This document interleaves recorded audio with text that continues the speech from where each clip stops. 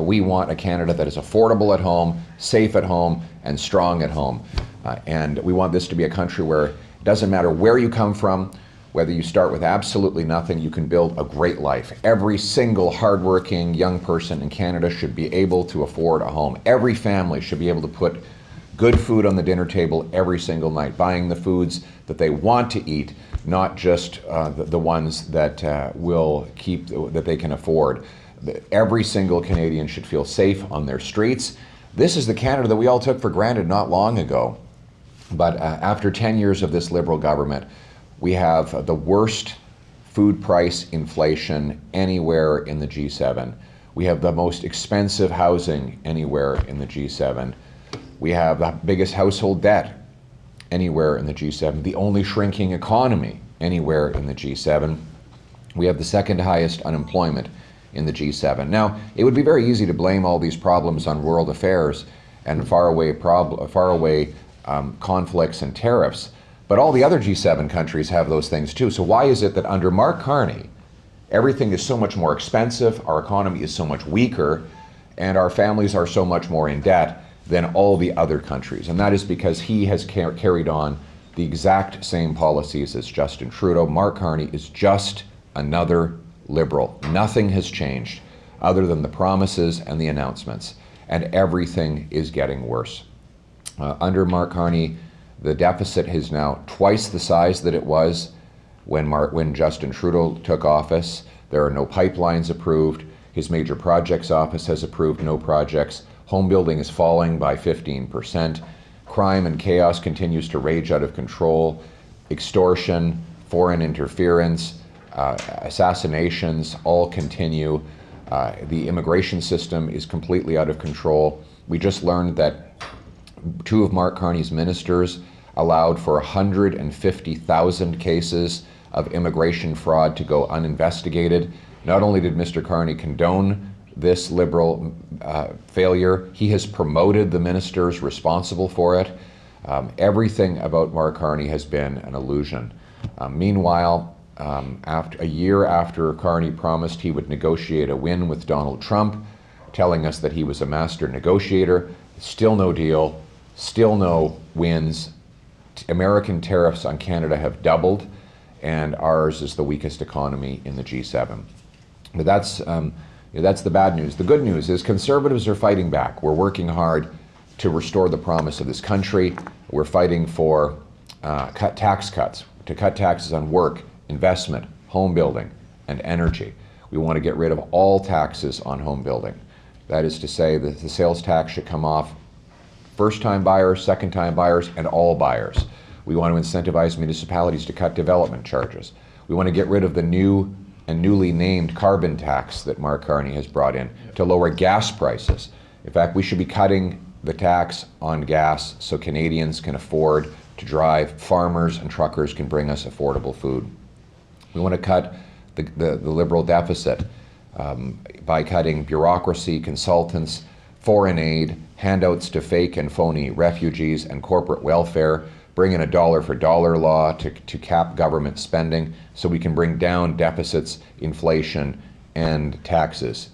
We want to bring in a 3 strikes out, you're out law on crime, to lock up serious violent criminals, pass Tim Uppal's anti-extortion law so that anyone who does extortion goes to jail for 10 years, expel all of the Bishnoi gangsters out of our country, and also the IRGC members out of our country, to restore safety on our streets. And we want to build up strength here at home so that we can have unbreakable leverage with our American friends and get the tariffs removed. Recently, I did a 12-day journey through the United States. I was in Detroit fighting for auto jobs, including auto jobs in Brampton. I was in Houston and Austin, Texas, fighting for our energy sector, and in New York, speaking to financial audiences about our overall economy and how it is in America's interest to have a strong, open, free trading relationship with the United States. We have to put this tariff dispute to an end so that our people can have jobs and affordability. To summarize, our mission is a Canada that is affordable at home, safe at home, and strong at home so that we are unbreakable abroad. Canadians have the hope that one day Canada will come back on the track. The questions of crime, the questions of immigration fraud, the question of Auditor General report, which is one of the biggest report claiming that international student program was a fraud and corruption involved. Bill C-12 is passed, now it is a law, but it exempt the fake claims in 2023, 24, 25. And there are many concerns. But my questions goes back from that GC strategies, everybody knows the name. And in the House of Commons, there were 7 criminal investigations were going on for so many. We saw all those committees on the social media. Melissa was in those committees. Larry Brock was on those committees. We saw, whole of the Canadians, they saw those committees. What is the end results of those criminal investigations? I think in this room also, many people, they might not be aware of the end results. Because I won't talk about Aga Khan controversy, not the S. Lavalin, but let's go to the GC strategies. They were penalized a 7-year ban to get a federal contract. They took 250 million. But House of Commons asked them to return 64 million back. And deadline was September 2025. No recovery. If that is the situation of Canada today, or the Parliament or the House of Commons, how the Canadians see that tomorrow they will have a hope that our crime will get on the track, our inflation, affordability, or these frauds will come back, because criminals or these fraudsters move one step ahead. When our Parliament is not acting, they cannot recover 64 million from GC strategies. Having a ban of 7 years means nothing because they got the money. Same thing, ghost immigration consultants and others. They took away the money and it's not recoverable. What House of Commons can do to recover those things? Thank you. Well, Nitin, you've gone through many of the different problems that have the Liberals have caused. Out of control inflation, money wasted on fake consultants. In the case of GC strategies, this was a group, a company that was running out of the basement of a cottage in the Ottawa area. They received tens of millions of dollars of contracts for IT, even though they don't do IT. It is just astonishing that this was allowed to occur. And then you mentioned the immigration consultants who are robbing the systems and ripping off immigrants themselves. The out-of-control crime. We didn't have these problems before this Liberal government. All of these things came as a result of rampant Liberal corruption and abuse of power. Mark Carney claimed he was going to change it all. Here we are a year later. What has changed? Is it more affordable when you go to the grocery store? How about housing? Can you afford a house? Is it safe on our streets? I mean, at some point, people are going to have to look at this Liberal government after 11 years and say, we've had enough. But we should have accountability somewhere, and buck should stop somewhere, because we can have many press conferences like this, but Canadians are really depressed because these are 10 journalists, but we go to the community, we talk to them, and we think that it's enough is enough. Many times our premiers, all the premiers are asking Prime Minister to change the justice system, bring the reforms into that.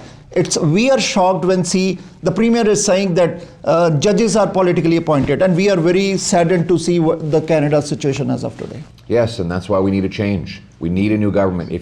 Until you get a change in government, you will not get changing results. Well, I think the Liberals need to get their story straight. What they do is Mark Carney says one thing to one group, and then his Liberal MPs say the opposite to another group. And Liberals are once again playing politics and not failing to put the national interest first. We do support the idea of free trade with India, and we at the same time oppose any form of transnational repression or foreign interference. And it is possible to have both of those positions. We believe in selling our natural gas, our civilian-grade uranium for the purposes of nuclear power, our potash for agricultural fertilizer.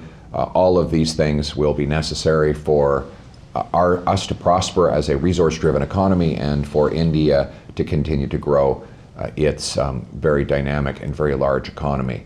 So we hope that we encourage the government to speak with one voice, to be honest with people about its position, stop playing divide and conquer politics at home, and focus on the Canadian national interest. We have to follow the rules and follow the law. People who come in for the purpose of studying must actually be studying. They have to be here to learn. We have to get rid of the temporary foreign worker program, which is being used by multinational corporations to drive down the wages of Canadians. And we need to end all fraud and abuse in the system. Right now, we have a 2,000% increase in refugee claims. The vast majority of the new claims are fake. They're not really people who are in any danger in their country of origin. Those people need to return, those visitors need to return to their country of origin. And if they do want to immigrant to Canada, they have to come through the proper channels, not through a false refugee claim. We had the best immigration system in the world for about 150 years before this Liberal government took office and totally ruined the system. This is not a Justin Trudeau versus Mark Carney problem. This is a Liberal problem. The same Liberal ministers who allowed 150,000 cases of suspected fraud to go uninvestigated remain in Mark Carney's present cabinet. Mark Miller, Sean Fraser, and of course Lena Diab, they're all there. They all caused this problem. They all need to be fired if we're going to fix the immigration system.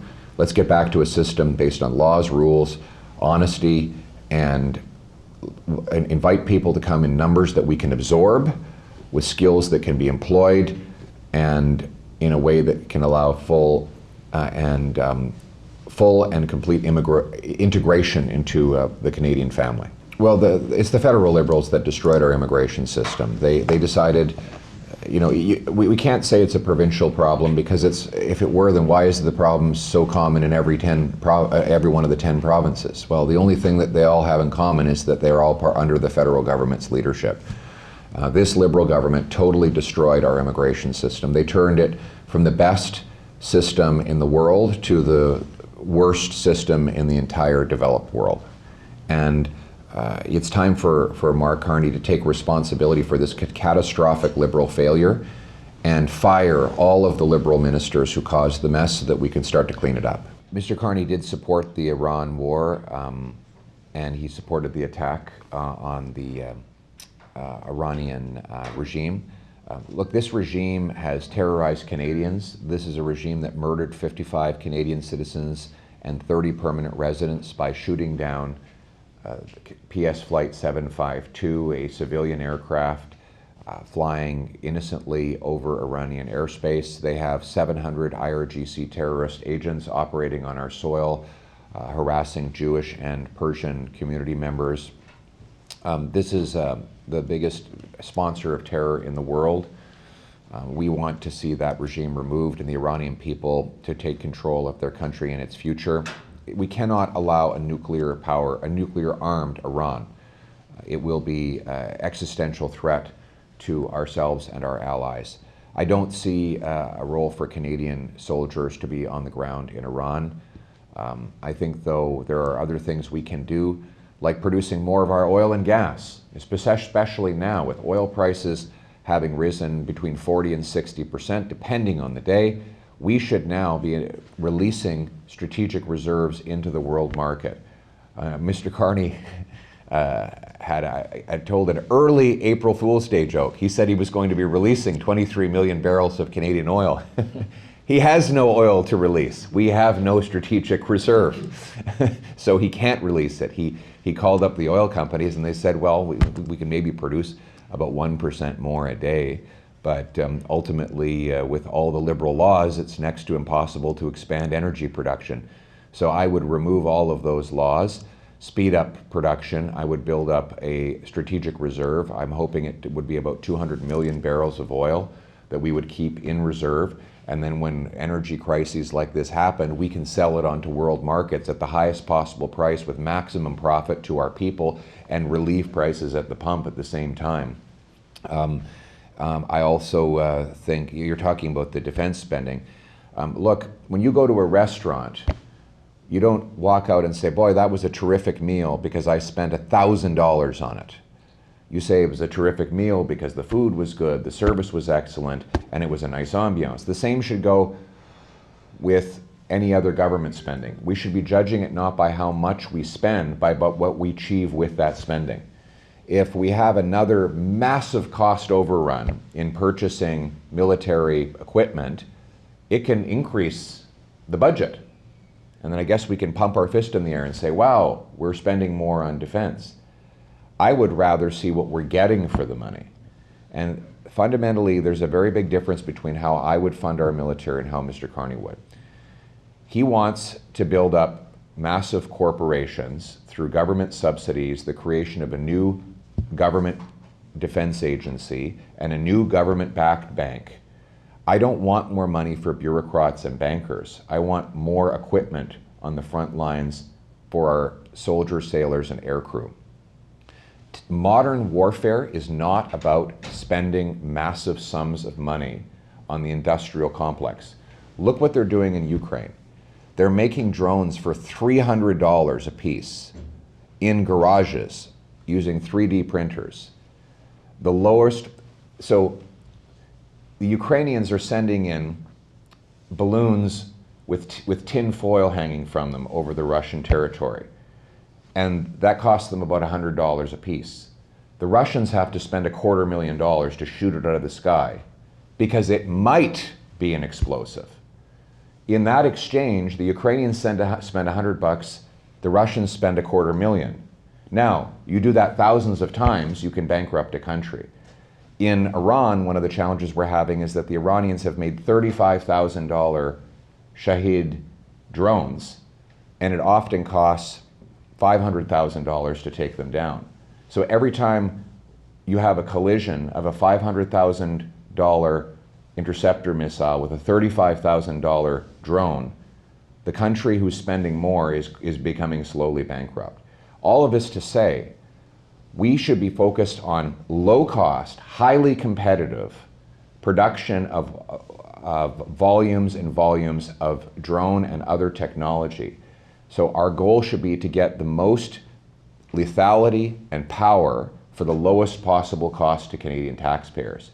That means a system of procurement that is highly competitive, that is entrepreneurial, that teams up with key trusted allies like UK, New Zealand, Australia, and the United States to buy the best for the least, and that we have to cut out the bureaucracy. We should be getting rid of agencies and government banks and other bureaucratic costs, and instead focusing on delivering the best result for the lowest cost.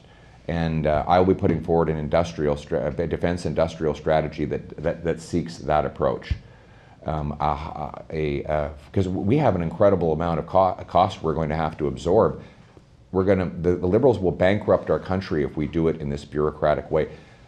Our Canadian Arctic is the size of the European Union. Right now we have 300 soldiers for all of that area. That's one soldier for every 15,000 square kilometers, just to put it in perspective. If we do it the expensive way, we're going to bankrupt ourselves. We have to find low-cost methods of surveilling and protecting the North. Drones, unmanned submarines, and satellite technology. That is the only way we're going to be able to cover the vast expanse of our sea, skies, and air to project sovereignty and power without bankrupting our taxpayer. And that's the approach that Conservatives will. First of all, we can't just blame global shocks. Gas prices at the pump today are 26 cents a liter higher in Canada than they are in the United States when you measure both in liters and Canadian dollars. So why is it that if the average price, if you use Canadian dollars for both sides and liters, why is it that it's $1.46 for a liter of gas in the US and $1.70 in Canada? Why is it? Why is it 26 cents higher here? We have huge taxes on our gas that they don't have south of the border. And we also have anti-energy policies that have prevented Canada from producing more oil. So I would get rid of the newly renamed carbon tax that Mark Carney has brought in, the Canadian a clean fuel standard. We would get rid of the industrial carbon tax. And we would also unleash our oil production, because when we produce more oil and we sell it on world markets, other countries have to buy the Canadian dollar to buy our oil. That makes our dollar go up. When our dollar goes up, our purchasing power goes up. And that protects Canadians at the pump. It used to be when world oil prices went up, we didn't experience a spike at the pumps because our dollar would go up with it, which would neutralize the cost. But now, because our oil industry has been under attack for the last 10 years, our dollar does not go up. We have still a weak dollar, 2-month low in the Canadian dollar at the same time as we have high oil prices. That's never happened before. So get rid of the taxes, unleash oil production, and then Canadians will be protected at the pump with a strong dollar and low taxes.